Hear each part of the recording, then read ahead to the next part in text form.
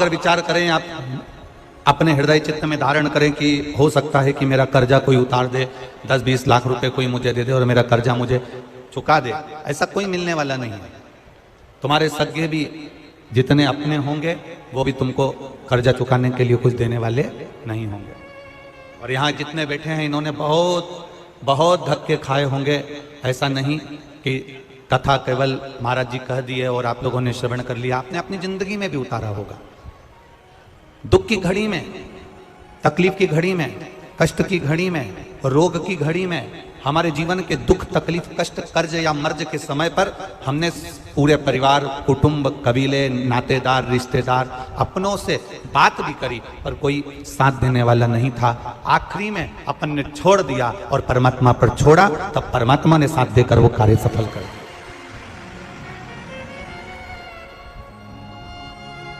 यहां जितने मिलेंगे कोई साथ देने वाला नहीं है। कर्ज में और मर्ज में साथ देने वाला अगर मिलेगा तो मेरा महाकाल बाबा, मेरा काल अधिपति, मेरा महाकालेश्वर, मेरा कुबेर भंडारी ही मिलेगा। दूसरा कोई साथ देने वाला नहीं है सर।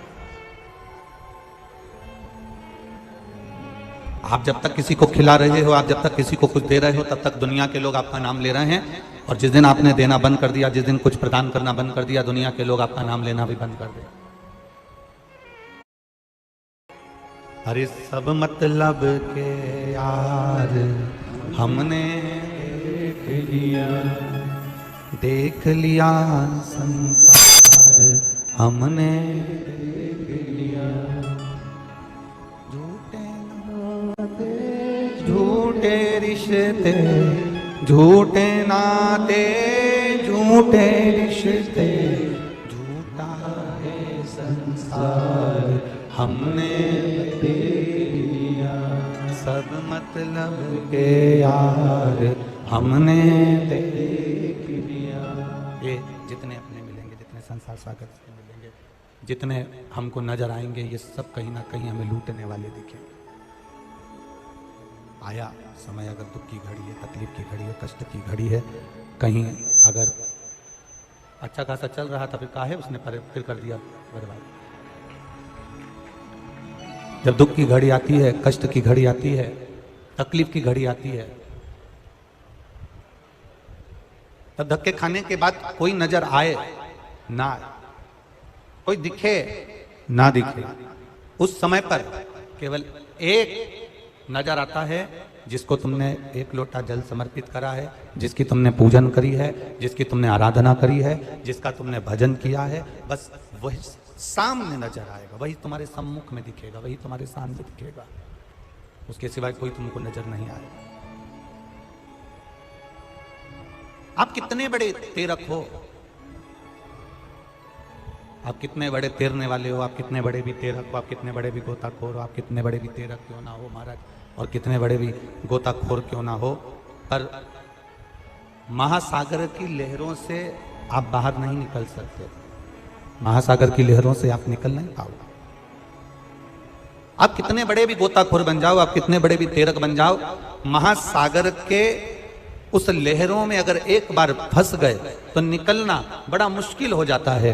तब उस महासागर से निकलने के लिए हेलीकॉप्टर भेजा जाता है और उस हेलीकॉप्टर से रस्सी को नीचे लटकाया जाता है और लटकाकर उस फंसे हुए व्यक्ति को महासागर से बाहर निकाला जाता है। जैसे महासागर में अच्छा अच्छा तेरक, अच्छा अच्छा गोताखोर भी फंस जाता है और वो बिना हेलीकॉप्टर के निकल नहीं पाता है, उसी तरह संसार सागर में आने के बाद अच्छे से अच्छा विद्वान भी फंस जाता है और शंकर के भजन से वो पार उतर जाता है।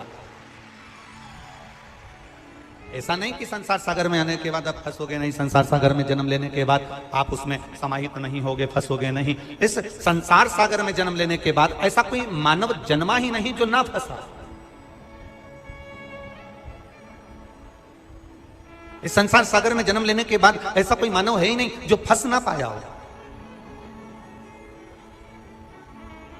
पर शिव महापुराण की कथा कर रही है, भगवान शंकर का चरित्र कर रहा है, शिव तत्व कर रहा है, शंकर भगवान की कथा कर रही है, शिव महापुराण का चरित्र कर रहा है कि जैसे महासागर में अच्छा अच्छा गोताखोर भी फंस जाता है, अच्छा अच्छा तेरक भी फंस जाता है, तो हेलीकॉप्टर के माध्यम से रस्सी डालकर बाहर निकाल लिया जाता है। उसी तरह से जब हम संसार सागर में, दुखों के सागर में कहीं फंस रहे हो, उस समय पर तुम्हें कोई याद आए ना आए, उस समय पर तुम महादेव का अगर स्मरण कर रहे हो, शंभु का स्मरण कर रहे हो, महामृत्युंजय मंत्र का स्मरण कर रहे हो, श्री शिवाय नमस्तुभ्यम का स्मरण कर रहे हो, पंचाक्षर मंत्र नमः शिवाय, षडाक्षर मंत्र ओम नमः शिवाय, 2 अक्षर का मंत्र राम, 2.5 अक्षर का मंत्र कृष्ण और 12 अक्षर का मंत्र ओम नमो भगवते वासुदेवाय का स्मरण कर रहे हो, तो निश्चित है कि आप उस भव सागर से, संसार सागर से कुछ पार उतर सकते हो, आप दूर जा सकते। अरे सब मतलब के यार हमने देख लिया, संसार हमने देख लिया, झूठे नाते झूठे रिश्ते, झूठे नाते झूठे रिश्ते, अरे झूठा है संसार हमने देख लिया, सब मतलब के यार हमने देख लिया। आज जितना सुख हम भोग रहे हैं, ये परमात्मा की कृपा से हमने जो पूर्व में करा होगा, इसलिए अच्छा घर मिल गया, हमने पूर्व में कुछ अच्छा करा होगा, अच्छा पति मिल गया, पूर्व में हमने कुछ अच्छा करा होगा, अच्छी पत्नी मिल गई, पूर्व में कुछ अच्छा करा होगा, अच्छे बच्चे मिल गए, पूर्व में कुछ अच्छा करा होगा तो अच्छा परिवार मिल गया, पूर्व में कोई अच्छा करा होगा तो हमारा सनातन हिंदू धर्म मिल गया, और पूर्व में कुछ अच्छा करा होगा तो शिव महापुराण की कथा में। ये सनातन हिंदू धर्म भी ऐसे ही नहीं मिल जाता, हजारों हजारों जन्म, कौटि कौटि जन्म हमारे निकल गए होंगे। स्वयं शंकर भगवान माता पार्वती से कहते हैं, पार्वती सुनो, मेरा भजन करने वाला संसार सागर में ऐसे ही जन्म नहीं लेता, मेरी कथा सुनने वाला संसार सागर में ऐसे ही जन्म नहीं लेता, मेरे मंदिर में आने वाला संसार सागर में ऐसे ही जन्म नहीं लेता, मेरा मंत्र जाप करने वाला संसार सागर में ऐसे ही जन्म नहीं लेता। सुनो पार्वती, 84 लाख योनियां जब वो काटता है, प्रत्येक योनि में मेरा स्मरण करता है, तब जाकर कुछ अच्छा करते करते सनातन हिंदू धर्म में उसका जन्म होता है, तब जाकर वो भगवान का भजन कर पाता है, तब जाकर वो शिव की स्तुति कर पाता है। और सुनो पार्वती, ऐसा कोई धर्म नहीं जिसमें शिव नहीं। सुनो पार्वती, ऐसा कोई धर्म नहीं है जिस धर्म में लोग कहते हैं हम मंदिर नहीं जाते, जिस धर्म में लोग कहते हैं हम शंकर जी को नहीं मानते, जिस धर्म में लोग कहते हैं हम मूर्ति की पूजन नहीं करते, जिस धर्म में लोग कहते हैं हम देवालय शिवालय तीर्थ नहीं जाते, हम आपके धर्म को नहीं मानते। शिव महापुराण की कथा कहती है, इनके पूर्वजों को उठाकर देख लेना, ये आज भी शंकर की पूजन करते हैं और कल भी करते रहेंगे। शिव के बिना इनकी मुक्ति नहीं है, शिव के बिना इनका मोक्ष नहीं है, शंकर के बिना इनका उद्धार नहीं है।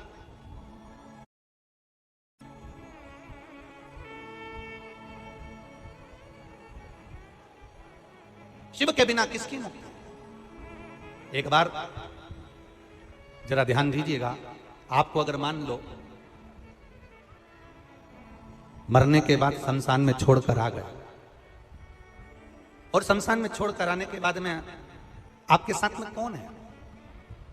जिंदा हो जब तक तो आपके साथ में आपका पति है, पत्नी है, बच्चे हैं, दादा है, दादी है, पोता है, पोती है, कुटुंब है, कबीला है, रिश्ते हैं, नाते हैं, अड़ोसी है, पड़ोसी है, बुआ है, फूफा है, मामा है, मामी है, जीजी है, जीजा है, काका है, काकी है, ये सारे संबंध हमारे जीते जी हैं। आप में से कितने लोग हैं जिन्होंने देखा हो कि किसी के मरने के बाद जब उसको शमशान छोड़कर आते हैं, किसी के मरने के बाद उसको आग लगा कर आते हैं, तो ऐसा कौन रिश्तेदार है जो शमशान में अपने पहचान वाले को छोड़कर 1 मिनट भी नहीं आता हो? ऐसा किसी का रिश्तेदार हो तो जरूर बताना, परंतु ऐसा रिश्तेदार संसार सागर में केवल एक है, वो मेरा देवाधिदेव महादेव, जो तुम्हारे जीते जी भी है और तुम्हारे मरने के बाद भी।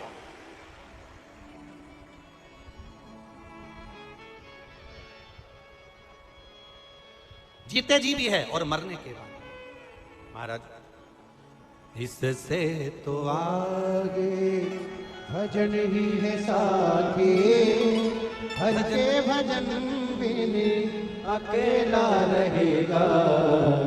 हरि मन ये 2 दिन का मेला रहेगा, कायम जग का झमेला रहेगा। साथी है मित्र गंग के जल बिंदु पान तक, अर्धांगनी बढ़ेगी केवल मकान तक। परिवार के सब लोग चलेंगे इस मसान तक, बेटा भी हक निभाएगा तो अग्निदान तक। बस यहीं तक सब हैं, उसके बाद कोई नहीं। आपसे एक प्रश्न करना चाहता हूं भोपाल की इस पावन धरा पर, आज तक ये प्रश्न किसी से नहीं किया, जवाब दोगे क्या? अरे बोलो तो जम के। आज तक इस व्यासपीठ से ये प्रश्न कभी नहीं करा, इसलिए आपसे पूछना चाहता हूं, हेलमेट और सीट बेल्ट लगाने से सरकार का कोई फायदा होगा क्या? बोलो, जम के बोलो। नहीं। किसका फायदा होगा? अच्छे से तो बोलो। अपना फायदा। सरकार का कोई फायदा है क्या? हेलमेट और सीट बेल्ट लगाने से सरकार का कोई फायदा? जम के बोलो जरा। सरकार का कोई फायदा है? नहीं। फायदा किसका है? हमारा। शंकर जी के मंदिर में एक लोटा जल चढ़ाने से सीहोर वाले पंडित प्रतिम मिश्रा का कोई फायदा है क्या? जम के बोलो। फायदा किसका है? हेलमेट लगाने से, सीट बेल्ट लगाने से तुम्हारा जब एक्सीडेंट होगा तो वो सीट बेल्ट तुम्हें बचा लेगा, तुम्हारा जब एक्सीडेंट होगा हेलमेट बचा लेगा। इसमें सरकार का कोई फायदा नहीं है। मंदिर में एक लोटा जल चढ़ाने से फायदा तुम्हारा है, तुम्हारी दुख की घड़ी में मेरा महाकाल तुम्हारे साथ खड़ा होगा, सीहोर वाला महाराज नहीं। तुम्हारे जल चढ़ाने से सीहोर वाले महाराज का कोई फायदा नहीं है। तुम्हारे जल चढ़ाने से सीहोर वाले महाराज प्रदीप मिश्रा का कोई फायदा नहीं है। यह मत सोचना कि पंडित प्रदीप मिश्रा का कोई फायदा है। तुम जल चढ़ाओगे तो प्रदीप मिश्रा को कहीं से 1 रुपया मिल जाएगा, तुम्हारे जल चढ़ाने से चवन्नी मिल जाएगी, तुम्हारे जल चढ़ाने से अठन्नी मिल जाएगी। ना ना ना। हेलमेट लगाने से सरकार तुम पर बार बार प्रेशर देती है, 200 रुपए का कूपन काट देती है, रसीद काट देती है, हेलमेट लगाओ, हेलमेट लगाओ, सीट बेल्ट लगाओ। क्यों? सरकार का कोई फायदा नहीं है। सरकार का केवल इतना सा कहना है कि तुम हमारे प्रदेश में रह रहे हो, हमारे देश में रह रहे हो, जब तक तुम रहो हमारे प्रदेश में, हमारे देश में, तब तक तुम सुखी रहो, स्वस्थ रहो। इसलिए तुमको सीट बेल्ट लगाना चाहिए, हेलमेट लगाना चाहिए। और हम भी केवल इतना सा चाहते हैं, जब तक मृत्यु लोक में रहो, तुम्हारे जीवन में अगर दुख आए तो एक लोटा जल शिव जी के मंदिर में चढ़ाते रहो। इसमें सीहोर वाले महाराज का कोई फायदा नहीं, इसमें तुम्हारा फायदा है। तुम्हारे दुख की घड़ी में कालाधिपति मेरा कुबेरेश्वर महादेव खड़ा मिलेगा, वो परमात्मा मिलेगा।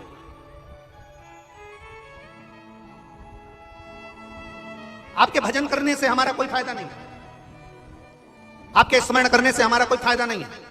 आपके भजन करने से आपका फायदा है, आपके मंदिर जाने से आपका फायदा है, शंकर जी को 1 लोटा जल चढ़ाने से आपका फायदा है, शंकर जी का पशुपति व्रत करने से आपको फायदा है। हमारा कोई लाभ नहीं है। लाभ तुम्हारा। देखो, एक पत्र में आया, एक पत्र में किसी ने लिखा,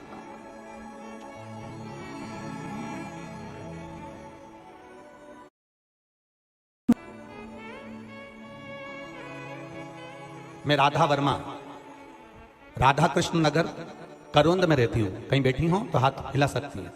मैं राधा वर्मा, कहीं बैठी हो तो हाथ हिला सकती हैं। मैं राधा वर्मा, राधा कृष्ण नगर करोंद में रहती हूं। मेरा मोबाइल नंबर ये है। आप लोग एलईडी पर, आस्था चैनल पर भी पत्र को पढ़ सकते हो। कहीं बैठी हो तो हाथ जरूर हिलाइएगा। पत्र में उन्होंने लिखा, मैं 10/2/2022 को मैंने सोनोग्राफी कराई और डॉक्टर ने कहा कि तुम्हारे गर्भ में जो बच्चा है इसकी किडनी नहीं है, इसकी किडनी नहीं है। गुरुदेव, बड़ा दुख हुआ। 15 दिन डॉक्टर ने कहा कि इस बच्चे की किडनी नहीं है, आप चाहें तो इस बच्चे को ना रखें तो अच्छी बात, इस बच्चे को जन्म मत दो, ये बच्चा बीमार रहेगा, इसकी किडनी नहीं है। 15 दिन का समय डॉक्टर ने दिया और 15 दिन के समय में बस डॉक्टर ने कहा इसके बाद ऑपरेशन करना पड़ेगा। हमने दूसरे हॉस्पिटल में जाकर बच्चे की जांच कराई, उसने भी यही कहा कि इस बच्चे की किडनी नहीं आ रही है, सोनोग्राफी में किडनी नहीं है।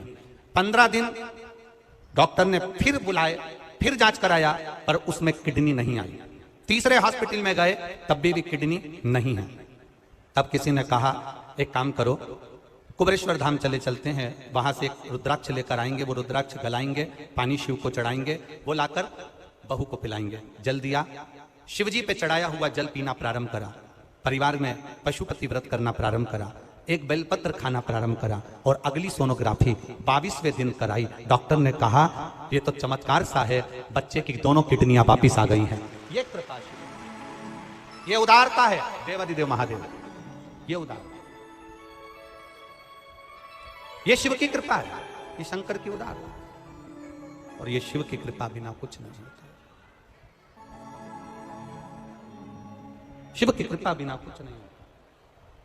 खाली न जाता कोई दर से तुम्हारे, खाली न जाता कोई दर से तुम्हारे, मैं भी खड़ी हूँ नदी बाहे पसारे।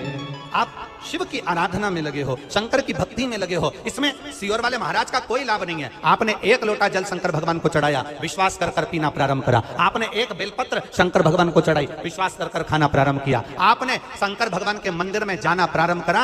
आप 2 कदम चलकर शिव के दरवाजे तक जाते हो तो तुम्हारा दुख मिटाने के लिए वो कैलाश को छोड़कर तुम्हारे दरवाजे तक आता है। ये निश्चितता है।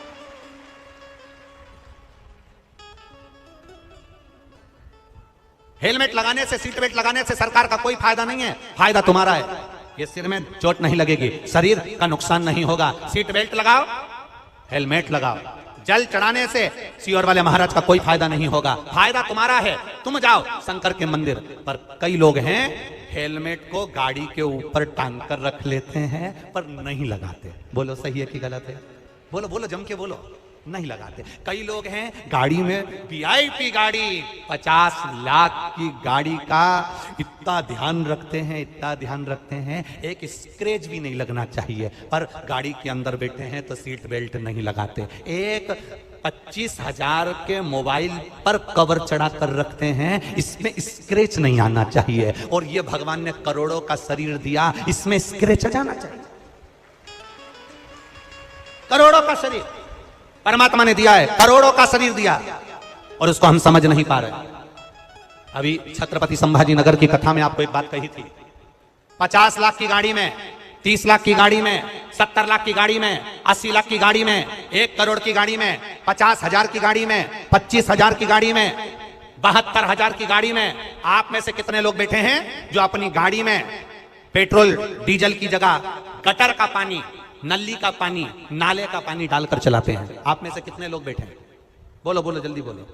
कोई है ऐसा जो गटर का पानी, नाली का पानी, नल्ले का पानी गाड़ी में, 70,000 की गाड़ी, 50,000 की गाड़ी, 1 लाख की गाड़ी, कोई नहीं जो केरोसिन का तेल डालकर भी 1 लाख की गाड़ी, 1 करोड़ की गाड़ी को केरोसिन का तेल डालकर चलाता हो? ऐसा कोई व्यक्ति नहीं है। अपनी इतनी महंगी गाड़ी को लोग पेट्रोल और डीजल से चलाते हैं। जरा विचार करना, 50,000, 70,000, 1 लाख, 50 लाख की गाड़ी को लोग गटर का पानी, केरोसिन का तेल डालकर नहीं चलाते। केवल ये करोड़ों की गाड़ी में लोग ना जाने कौन कौन सी गटर का पानी डाल डालकर चला रहे हैं। ये करोड़ों की गाड़ी रोज शाम ढलती है और ये गटर की दुकान पर मिलते हैं, और वो गटर का पानी डाल डाल कर गाड़ी को चला रहे हैं। ये गाड़ी कब तक चलेगी? कब तक चलेगी? ये गाड़ी बहुत दिन तक चलने वाली नहीं। फिर ए भाई, अच्छे से सुनना जरा, एक आंकड़ा निकलवाना। मेरा निवेदन है, एक आंकड़ा निकलवाओ सरकार से। समुद्र में डूबकर मरने वालों की संख्या कम है, बावड़ी में डूबकर मरने वालों की संख्या कम है, तालाब में डूबकर मरने वालों की संख्या कम है, कुएं में डूबकर मरने वालों की संख्या कम है, समुद्र में डूबने वालों की संख्या कम है, खड्डे में डूबकर मरने वालों की संख्या कम है, पर प्याली में डूबने वालों की संख्या ज्यादा है। जितने समुद्र में डूबकर नहीं मरे, जितने पानी में डूबकर नहीं मरे, जितने तालाब और बावड़ी में डूबकर नहीं मरे, जितने कुएं और बावड़ी में डूबकर नहीं मरे, उतने नशे में डूबकर लोग मर गए हैं। जरा आंकड़ा निकलवाओगे तब समझ में आएगा। इस शरीर की कीमत को समझो कि करोड़ों का शरीर दिया है। एक एक किडनी 50-50 लाख की मेरे देव अधिदेव महादेव ने दी है।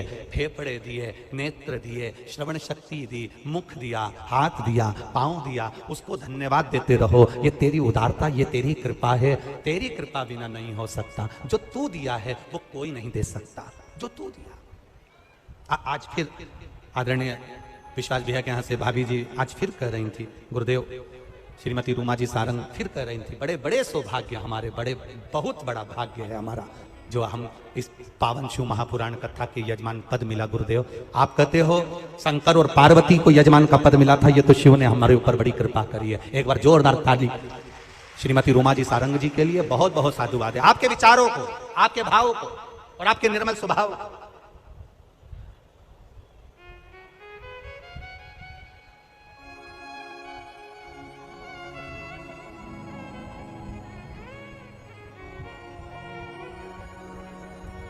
एक बात और कहना चाहते हैं, कहीं भाभी बैठी है इनका कथा सुनने, रूमा सारंग जी, श्रीमती रूमा सारंग बैठे। अच्छा ठीक, श्री शिवाय नमस्ते। एक बात और कहना चाहते हैं, कल हमने जो देखा, हम छोड़ते नहीं है कहे भी, कल बोलना होता है बोल देते हैं। कल हमने देखा, हम जा रहे थे विश्वास बिया संघ में थे, आप थोड़े पीछे रह गए, कुछ कार्यकर्ताओं ने आपको पीछे कर दिया। इस जगह पर कोई दूसरे मिनिस्टर की अगर पत्नी होती ना, 50 बार अकड़ दिखा देती, पर आपका स्वभाव, आपको नम्रता का जो भाव है, धन्यता है आपको। बहुत बहुत साधुवाद, बहुत बहुत साधुवाद। कोई होते तो कह देते, तो मुझे जानते नहीं हो, पर आपके स्वभाववश बाबा की बड़ी कृपा है। हर हर महादेव। एक बार जोरदार ताली बजाइए। बहुत बहुत साधुवाद। ओ कहीं भक्ति का बल बड़ा है, विश्वास का बल बड़ा है, भरोसे का बल बड़ा है, श्रद्धा का बल बड़ा है। अपने शरीर को पहचानो, इस शरीर में रहने वाली आत्मा को पहचानो, और आत्मा के साथ जो भजन करने वाले परमात्मा का गुणानुवाद है उसको पहचानो।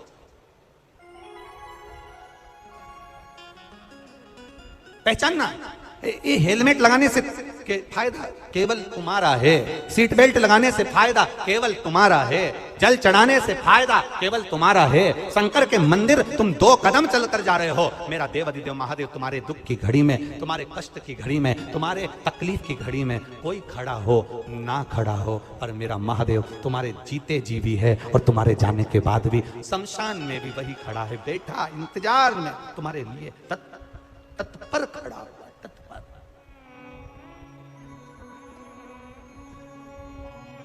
महाराज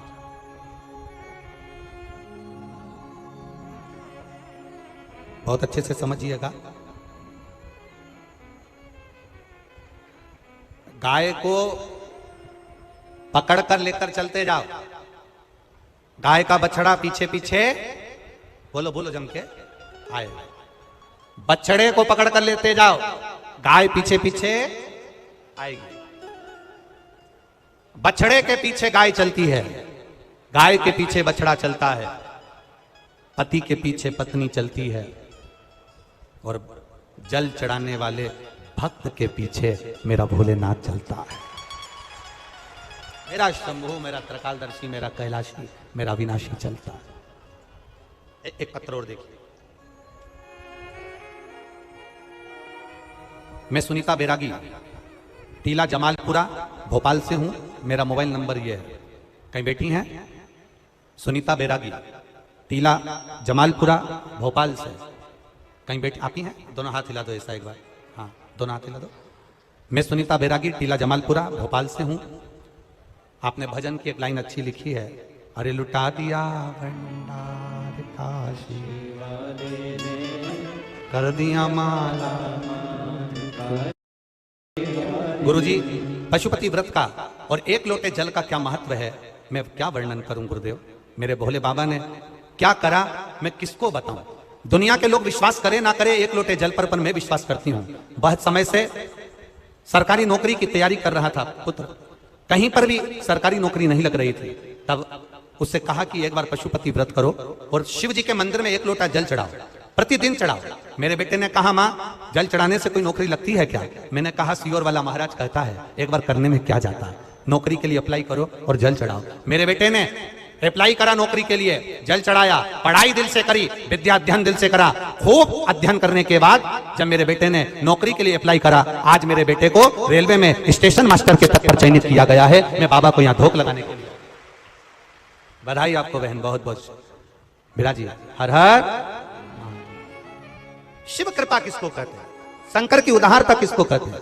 शिव स्मरण किसको कहते हैं? शंकर की भक्ति किसको कहते हैं? इसमें सियोर वाले महाराज का फायदा नहीं तुम्हारे जल चढ़ाने से, बेलपत्री चढ़ाने से सियोर वाले महाराज का फायदा नहीं है, पर तुम्हारे जल चढ़ाने से, तुम्हारी बेलपत्र चढ़ाने से, तुम्हारे भजन करने से, तुम्हारा पशुपति व्रत धारण करने से फायदा तुम्हारा है। तुम दिल से शिव महापुराण की कथा सुन रहे हो, इतने सारे पंडाल रोज पंडाल बढ़ रहे हैं, रोज पंडाल बढ़ाए जा रहे हैं।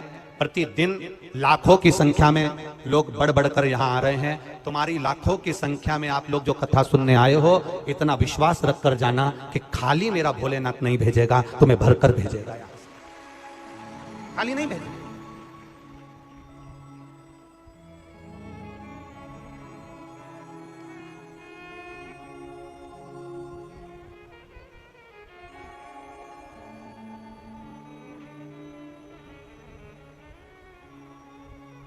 भोले मैं तेरी हवा विच उड़ती जावांगी, बाबा डोर हथों छड़ी ना मैं कटी जावांगी। भोले मैं तेरी पतन, शंभू मैं तेरी पतन, हवा विच उड़ती जावांगी, छड़ी ना मैं कटी जावांगी। बाबा मैं तेरी पतन, शंभो मैं तेरी पतन। हमारा भाव, हम भगवान के भजन में जो समय लगा रहे हैं, भगवान के स्मरण में जो समय लगा रहे हैं, वो समय खाली नहीं जाए। पार्वती जी ने शिव जी की आराधना करी थी, माता पार्वती जी ने भगवान शंकर की आराधना करी थी। दान, भजन, प्यासे को पिलाया गया पानी, भूखे को कराया गया भोजन, स्मरण, कीर्तन, मंत्र जाप, ये खाली नहीं जाता। कथा सुनने बैठे हो, ये खाली नहीं जाता। एक बड़ा सुंदर चरित्र, एक बार माता पार्वती जी ने शिव जी से संसार में सुख और दुख के बारे में स्मरण किया। आवाज बढ़ाओ। शिव जी से सुख और दुख के विषय में माता पार्वती जी ने प्रश्न किया। थोड़ा ध्यान से सुनना, बड़ा अच्छा चरित्र। काशी में नंदन वन में भगवान शंकर और पार्वती बैठे हैं, और नंदन वन में जब माता पार्वती और शिव जी बैठे थे, तो पार्वती जी ने शिव जी से एक प्रश्न करा कि जीवन में सुख और दुख कितने विचित्र हैं, ये क्यों आते हैं? सुख मिला तो क्यों मिला, और दुख मिला तो क्यों मिला? ये माता पार्वती जी ने शिव जी से प्रश्न किया। शंकर भगवान ने बड़े भाव से इस सुख दुख के चरित्र का वर्णन किया।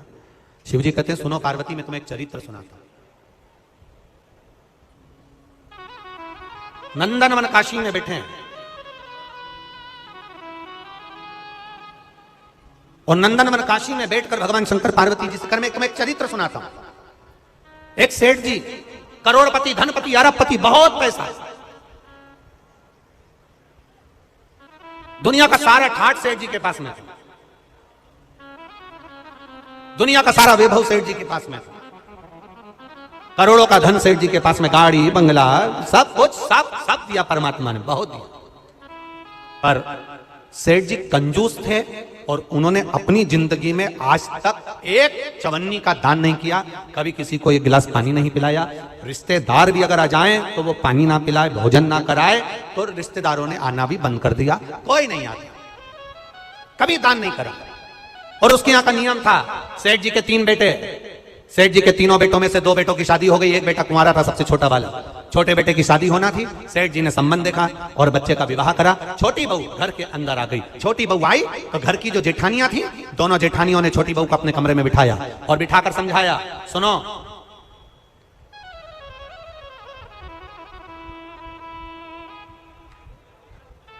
पहले ऐसा नियम था, अब आजकल ऐसा नियम तो नहीं है, पर पहले ऐसा नियम था कि लड़के की शादी होती थी और बहू को लेकर आता था ना, तो अपने खुद के घर में बहू को लेकर बाद में आता था।